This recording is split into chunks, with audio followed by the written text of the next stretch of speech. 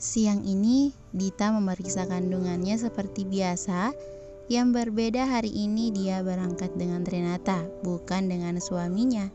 Karena Renata yang juga ingin mencek dan melihat keadaan janinnya, walau kehamilannya Renata. Karena kesalahan, tapi adiknya itu bisa menerima janinnya. Bahkan Renata berniat cuti dari kuliahnya agar lebih fokus menjaga janinnya. Dita sangat senang karena pertumbuhan janinnya sehat. Dia senang karena tidak lama lagi keluarga kecilnya akan bertambah. Buat cintanya dengan Revan, dia sangat bersyukur walau pernikahan mereka diawali dengan kurang baik, tapi sekarang Dita senang bisa sampai ke tahap ini. Walau mungkin sekarang yang dia khawatirkan adalah adiknya.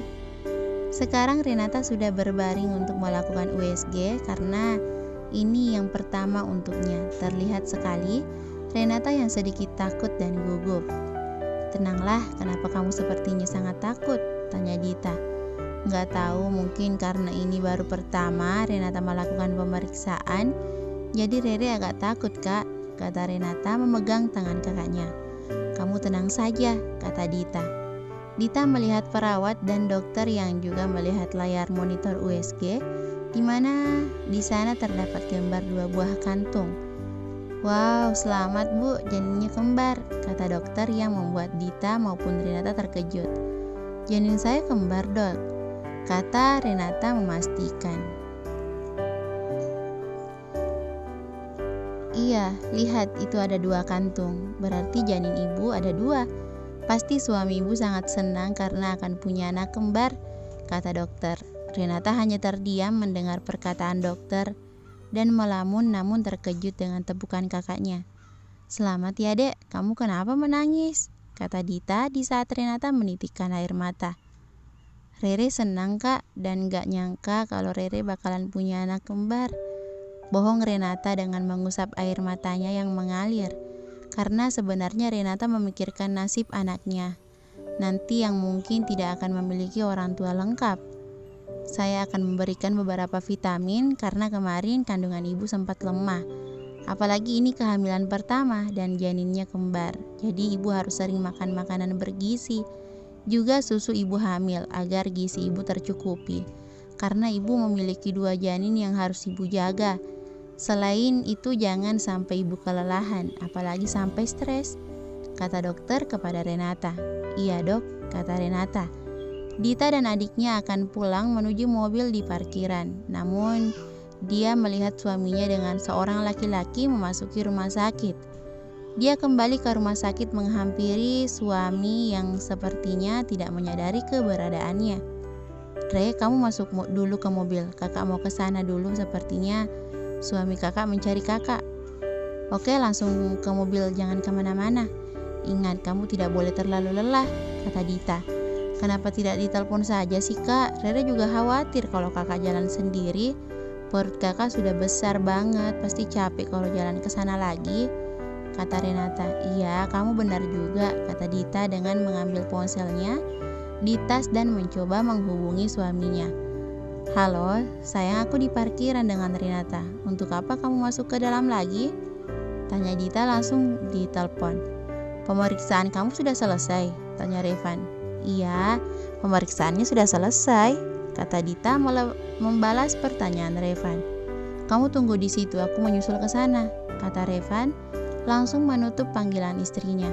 Dita pun mengikuti Renata masuk ke dalam mobil dulu karena cuaca siang ini yang sangat panas membuatnya cepat lelah. Revan mengetuk pin mobil hitam yang biasa dibawa sopir untuk membawa ke manapun istrinya ingin pergi.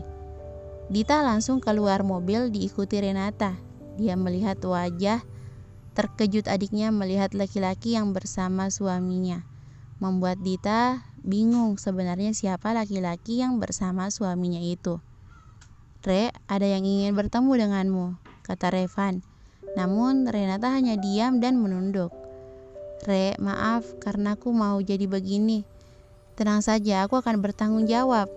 Kita akan menikah secepatnya," kata Kevin. Flashback. "Menurutmu?" kata Kevin masih dengan seringai di wajahnya. Kamu, apakah begini caramu ingin menghancurkanku? Kamu memang sangat kejam, Kevin. Apa kamu mau sekarang Renata hamil? Apa kamu tahu sekarang Renata hamil? Sepertinya kamu sangat puas karena berhasil membuat aku benar-benar marah padamu. Karena kamu, Renata kehilangan semuanya di saat dia terpuruk dan sekarang dia harus mengandung anak dari seorang yang sangat kejam sepertimu. Tapi tenang saja, kamu tidak perlu bertanggung jawab. Aku akan menjaga Renata dan mendidik anak itu nanti agar tidak memiliki sifat seperti ayahnya. Dan aku tidak akan membiarkanmu untuk melihatnya nanti karena kamu tidak pantas untuk menjadi ayahnya. Selamat Kevin, semoga kamu segera berubah. Atau mungkin kamu sudah punya banyak anak di luar sana. Karena melihat kelakuan kamu yang seperti ini, mungkin anakmu sudah banyak di luar sana. Oke, sekarang kamu dengarkan baik-baik dan ingat, jangan pernah mengganggu keluargaku lagi. Atau mau menemui Renata, kalau kamu melakukannya, kamu akan berhadapan denganku, kata Revan dengan amarahnya. Setelah sebelumnya memukul wajah Kevin yang menyeringai hingga mengeluarkan darah di sudut bibirnya. Dia adalah anakku, aku berhak atasnya. Kamu tidak berhak memutuskannya karena dia darah dagingku, kata Kevin. Kamu tidak berhak atas janin itu, mengerti? Kata Revan berlalu dan akan pergi menuju pintu di ruangan Kevin. Aku akan bertanggung jawab dan menikahi Renata. Walau bagaimanapun dia anakku dan seorang anak tidak ada yang ingin memiliki keluarga tanpa ayah. Walau seperti apapun kamu mendidiknya, mereka tetap akan mencari ayahnya. Dan aku rasa tidak mungkin Renata hamil tanpa suami. Apa kata orang nanti yang ada itu akan membuat Renata stres, dan kamu pasti tahu kalau seorang ibu hamil tidak boleh stres karena tidak baik untuk janinnya, kata Kevin dengan marah kepada Revan yang sudah ingin membuka pintu untuk keluar. Aku bisa melakukan apapun untuk menjaga keluargaku. Jadi kamu tidak perlu khawatir untuk itu. Aku akan memastikan keluargaku bahagia, kata Revan. Revan, kumohon jangan kamu pisahkan aku dengan calon anakku.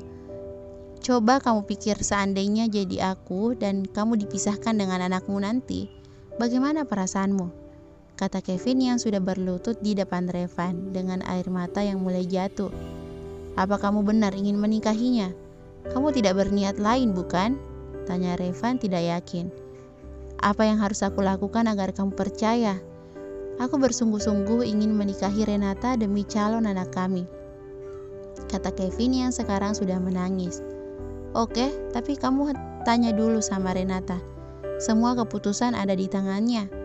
Jika dia memang mau menikah denganmu, kamu boleh menikah dengannya. Tapi jika dia tidak mau menikah denganmu, kumohon jauhi Renata dan keluargaku. Oke, aku akan meyakinkan Renata untuk menikah denganku, bagaimanapun caranya. Terima kasih Revan, karena kamu masih memberikanku kesempatan, kata Kevin yang sekarang berdiri dan memeluk Revan dengan seringai di wajahnya yang tanpa diketahui oleh Revan. Flashback end. Maukah kamu menikah denganku, Renata? Kumohon, kamu mau menikah denganku demi anak kita, kata Kevin. Aku bersambung.